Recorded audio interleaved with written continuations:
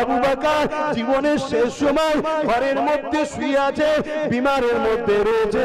3 দিন সালে সাহেব হচ্ছে, লাখো লাখো মানুষ চলে এসেছে, পীরকে দেখতে পাইনি, কাঁদতে লেগেছে। আপনাদেরই দাদু পদ্দাদু হবে, হাউমাউ করে কাঁদে, হুজুরকে দেখতে পেলাম না। এই সময় পাচার হুজুর কেমলা ঘরের মধ্যে গিয়ে বলতে লেগেছে, আব্বা জান লাখো মুরিদ আপনার জন্য কাঁদে, আপনি যদি বলেন একটু বাইরে যেতে হবে। দাদা হুজুর বলেছিলেন, বাবারা আমি আবু বকর উঠতে পারছি না বাবা, বিমার অসুস্থর জন্য বাবা, কি করে আমি যাব বাবা।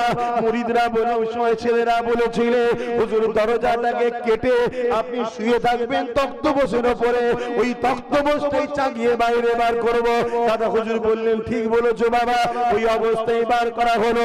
দরবারে যখন বার করে, বিশাল চিৎকার দিয়ে লাখো মানুষের চোখের পানি।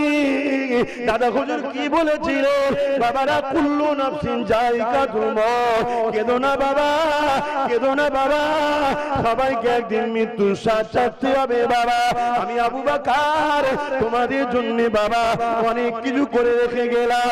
এই বাংলা সেরেক ভরা ছিল।